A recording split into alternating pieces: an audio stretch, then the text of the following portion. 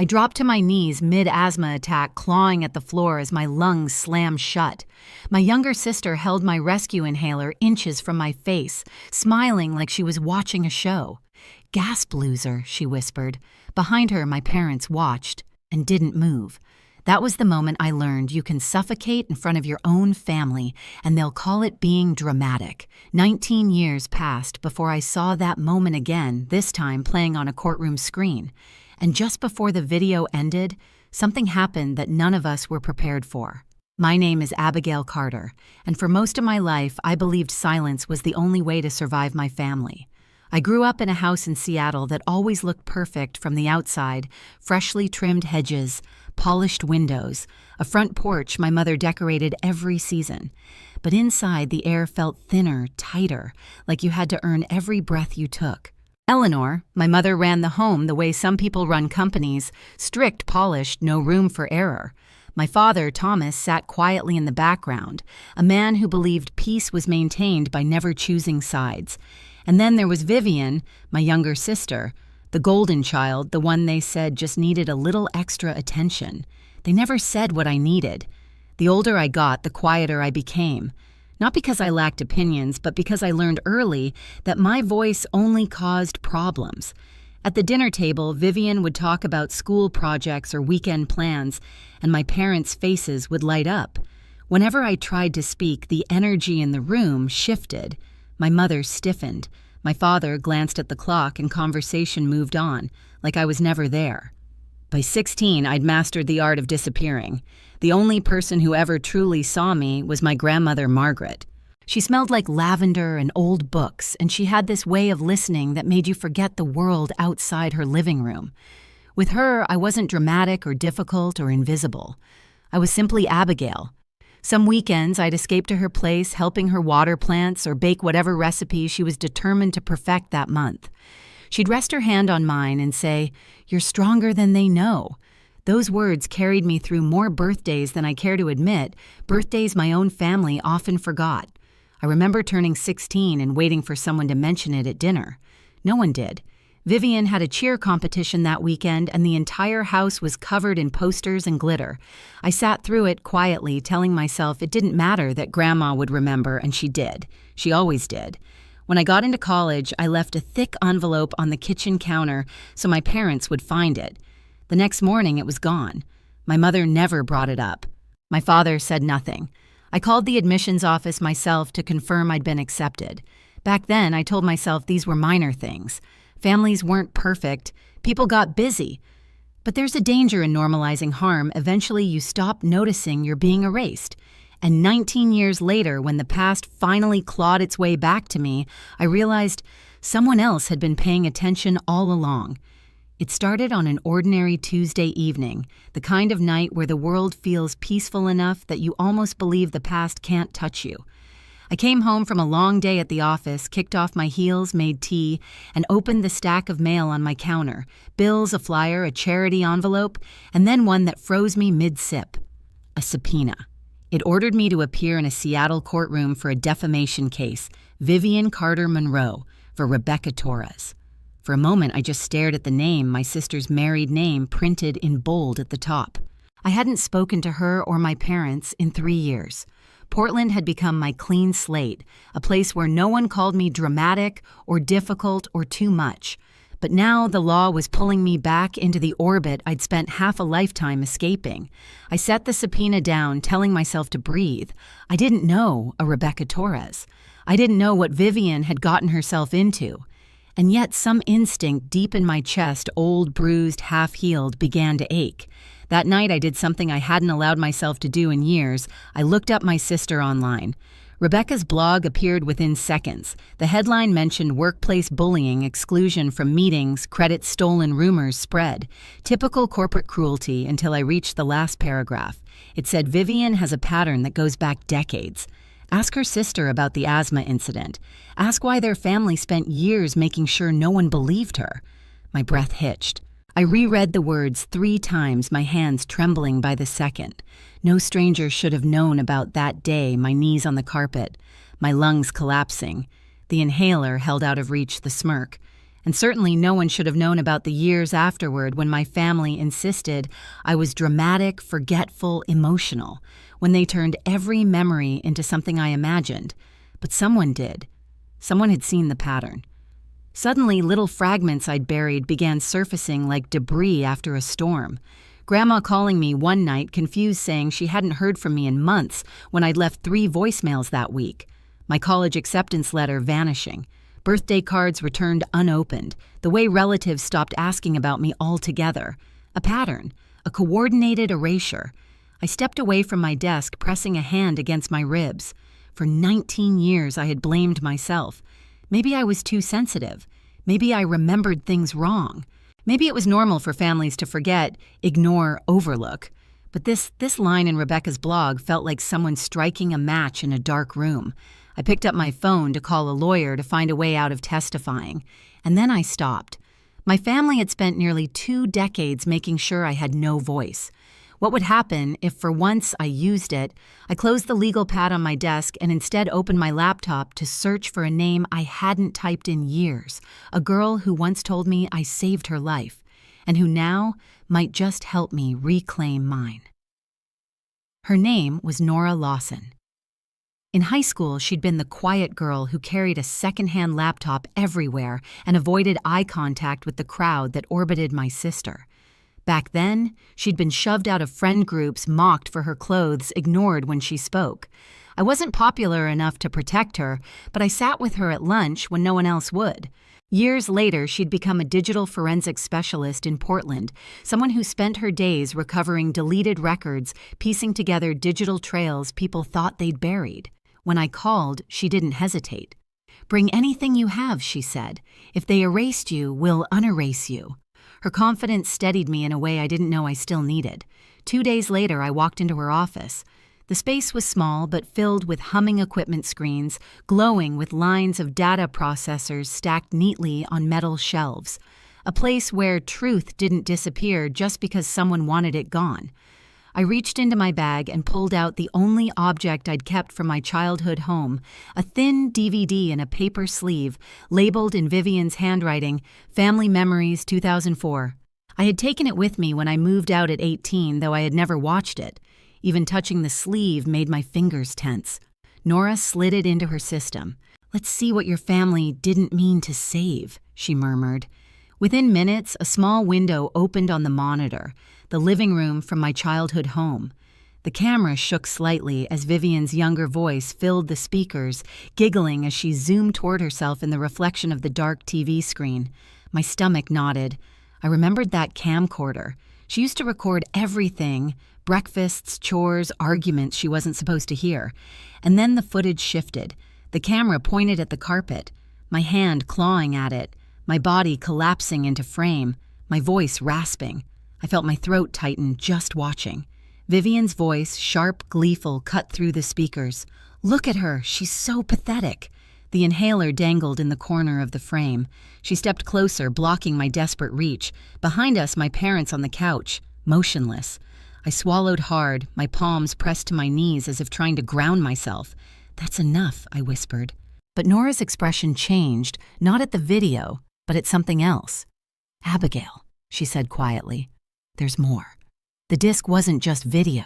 It held email archives automatically copied years ago when Vivian burned the DVD on the old family computer. Dozens, no hundreds of messages between my mother and my sister. Nora opened one. 2 days after the asthma attack, Eleanor. "Delete the video and don't mention it to Grandma. We need to keep up appearances." Vivian already did. I told her Abigail refused to come downstairs because she was being difficult again. "Eleanor, good. Keep it up. We can't let this ruin your relationship with her. Too much at stake." I felt something in my chest collapse. Not fear, not even grief. Recognition. This wasn't neglect. It was strategy. 19 years of my life rewritten by people who shared my last name. I straightened, wiped my face, and whispered, "We take this to the courtroom." Nora nodded.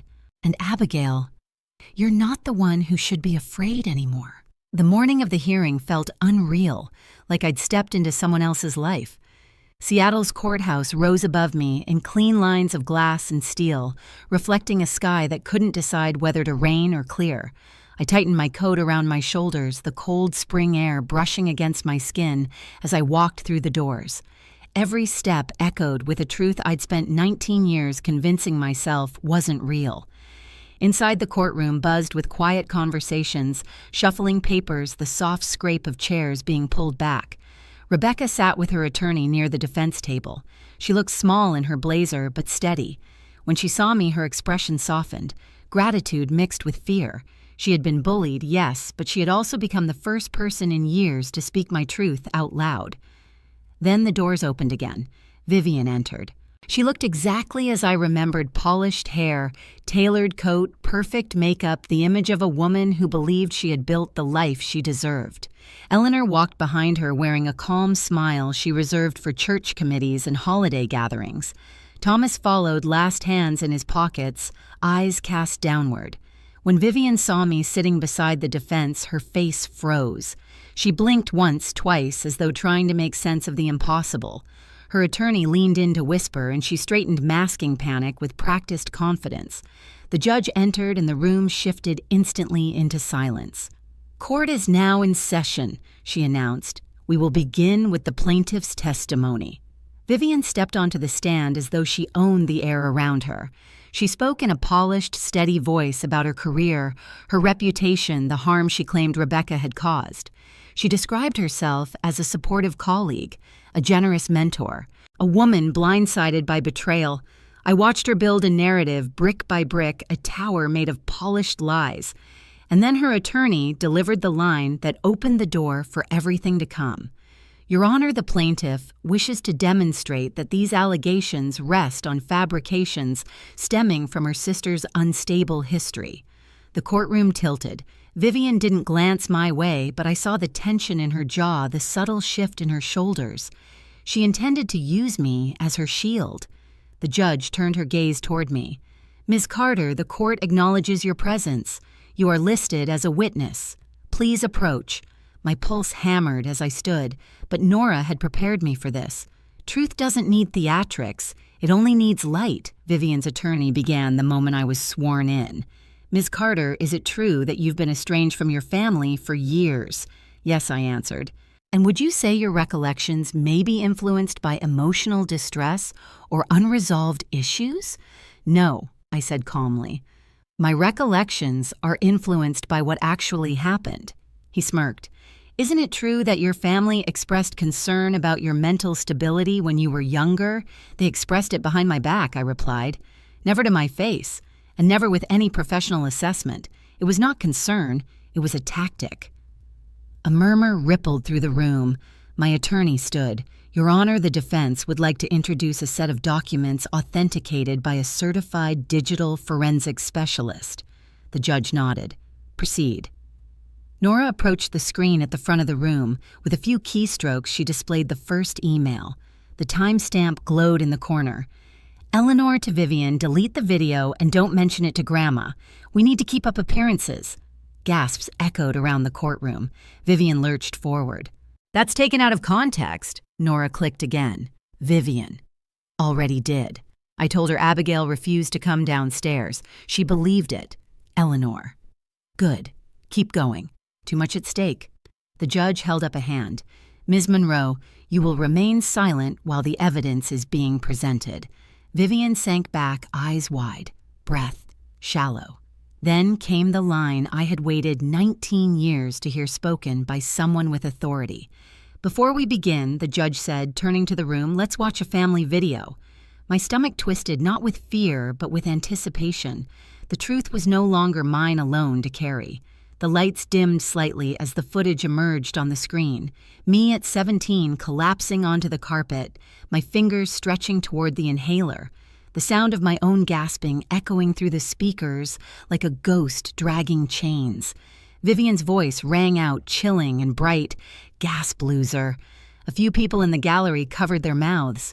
On the screen, my parents sat motionless on the couch, watching, not moving, not helping. The judge's expression tightened. Rebecca's attorney looked stunned. Even Thomas closed his eyes, shame radiating off him like heat. but Eleanor didn't look away. She stared at the screen with a cold stillness that chilled the room.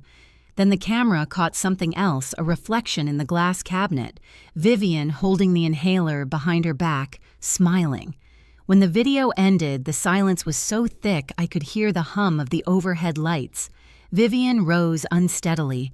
This is edited, this isn't... But her voice broke. Her hands shook. And then, exactly as the thumbnail described, she trembled and started screaming. You don't understand what it was like. She was always in the way, Mom said. Mom said Ms. Monroe. The judge cut in sharply. Sit down. Her screams dissolved into panicked sobs.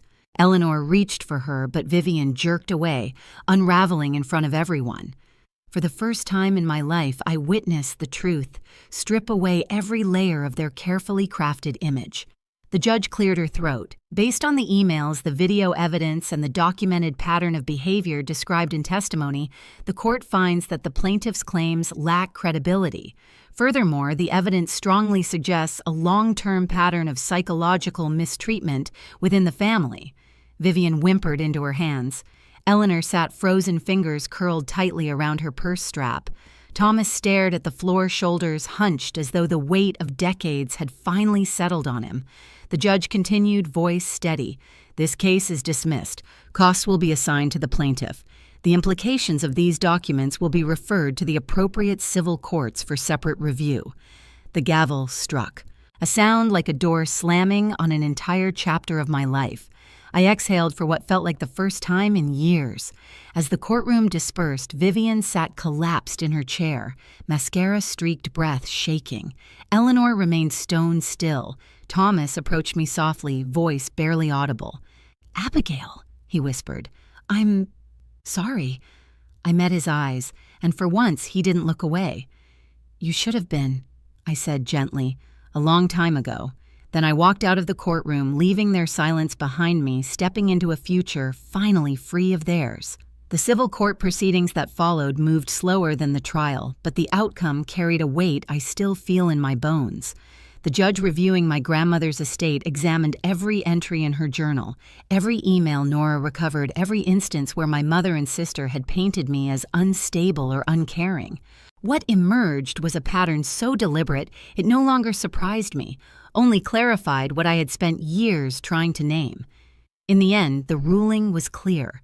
The original inheritance had been influenced by deception. Vivian was ordered to return roughly $180,000 in assets she'd already folded into her life renovations, a car weekend retreats. For a woman who'd built her identity on being the favored one, the financial blow was nothing compared to the public unraveling. Her employer launched an internal review. Her husband filed for separation. By summer, she was living alone in a small apartment across the city. Eleanor didn't lose money. She lost something she valued more, her reputation. The community she'd cultivated for decades, the church groups, the neighborhood circles, the polished image of a devoted mother collapsed under the weight of her own words, preserved in email archives. Invitations disappeared. Conversations stopped. She became a woman people whispered about instead of admired. As for Thomas, he reached out once more, this time with honesty. He didn't ask for forgiveness. He asked for understanding, and I gave him the only thing I could space to start over, but not walk back in. And me, I finally exhaled. I created the Margaret Carter Fund, a small foundation helping survivors of family psychological abuse rebuild their lives. It felt like giving back what my grandmother had given me, proof I was never invisible. In the months that followed, I learned something simple but life-changing. Family isn't defined by blood, but by the people who see you, believe you, and refuse to let you disappear. My past didn't vanish, but it no longer owned me. I finally breathed freely, not because my lungs were stronger, but because the truth was. If my story resonates with you, share your experience in the comments and hit subscribe. You never know who might need your voice today.